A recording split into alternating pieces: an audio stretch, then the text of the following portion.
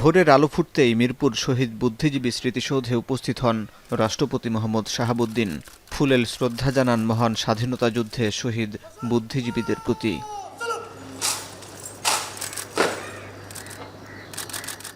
এরপর বুদ্ধিজীবী স্মৃতিসৌধে পৌঁছান অন্তর্বর্তী সরকারের প্রধান উপদেষ্টা ডক্টর মোহাম্মদ ইউনূস।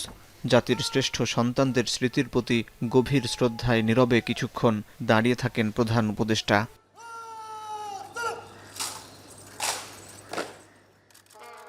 এ সময় সশস্ত্র বাহিনীর একটি চৌকস দল জানায় রাষ্ট্রীয় সালাম। বিগলে বেজে ওঠে করুণ সুর।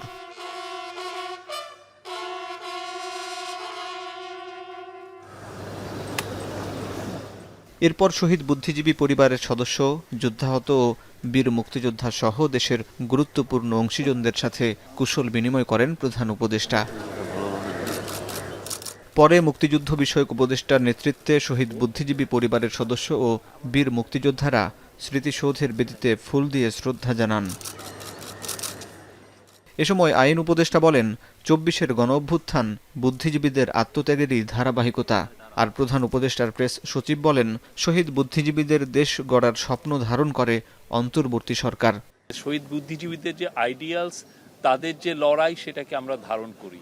ঠিক 71-এ যেভাবে ঠক করে ওনাদেরকে ধরে নিয়ে গিয়েছিল পাক হানাদার বাহিনী এবং তাদের দোসররা, আপনি একই পুনরাবৃত্তি কিন্তু আমরা জুলাই দেখেছি। আমরা 1971 সালে বহু মানুষের আত্মত্যাগের পর, বহু শহীদ বুদ্ধিজীবীর আত্মত্যাগের পর আমরা স্বপ্নের বাংলাদেশ গড়তে ব্যর্থ হয়েছিলাম, একদলীয় মানসিকতার জন্য, একটা দলের ব্যর্থতার জন্য।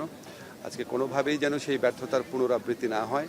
আমাদের তরুণদের আত্মত্যাগের বিনিময়ে রাষ্ট্র গড়ার যে দ্বিতীয় সুযোগ আমরা পেয়েছি, সেই সুযোগ যেন আমরা কোনোভাবেই নস্যাৎ না করি, সেই সুযোগ যেন আমরা কোনোভাবেই নষ্ট না করি, সেটাই যেন আমাদের প্রত্যয় হয়।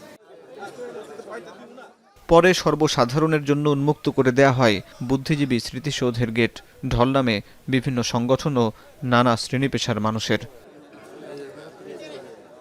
বাঙালি জাতির দীর্ঘ লড়াই সংগ্রামে বুদ্ধিজীবীরা মেধা, মনন কিংবা লেখনের মাধ্যমে মুক্তিযুদ্ধের সংগঠকদের প্রেরণা জুগিয়েছেন।